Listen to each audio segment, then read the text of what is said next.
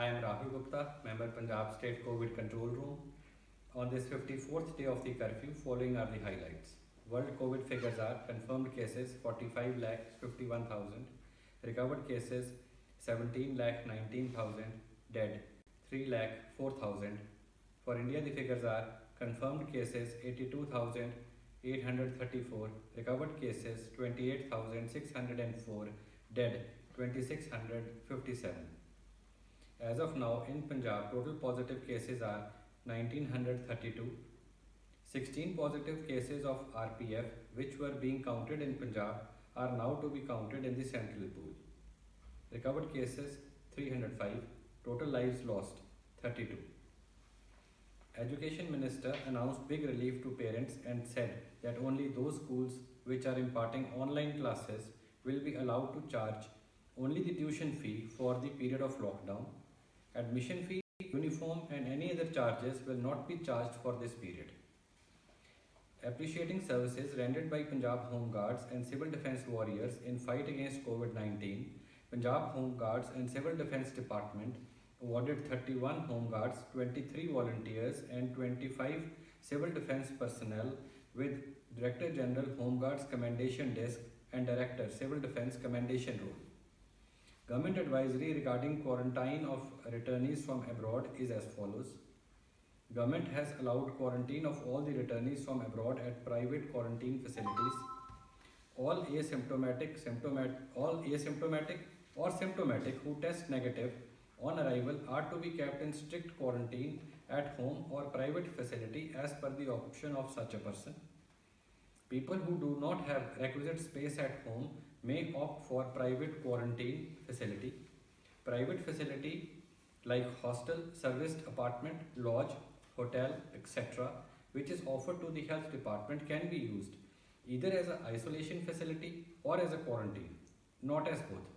These facilities will offer single room with attached washroom on paid basis. The tariff will be fixed by the owner in consultation with the government, which shall be widely publicized and also explained to the person desiring the use of such a room. A doctor will monitor these persons on daily basis on basic parameters like temperature, pulse, blood pressure, respiratory rate and pulse oximetry and keep a record of the same.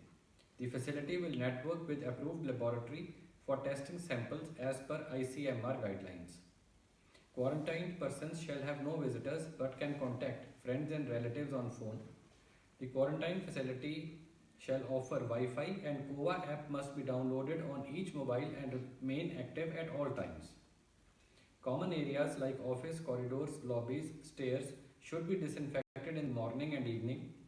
Persons under quarantine should bag their trash and place the closed bag outside their door for daily pickup.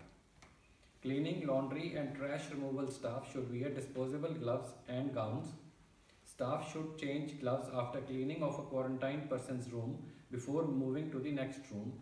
The room vacated by the quarantined person should not be entered into for at least 24 hours. After that, it should be disinfected before it is reused. In-house catering should provide freshly cooked food while maintaining social distancing. Utensils should not be shared amongst the staff and the quarantined persons. Raw fruits and vegetables should be washed with warm water before eating. Milk packets should be washed with soap and water before being opened.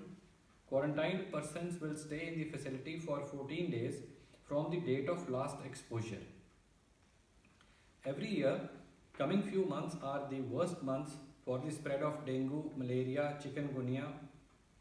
16th May is celebrated as the National Dengue Day and every Friday is observed as a dry day for the purpose of eradication of mosquito larvae. Dengue larva becomes full-fledged mosquito in 1 week of the mosquito laying eggs in standing water.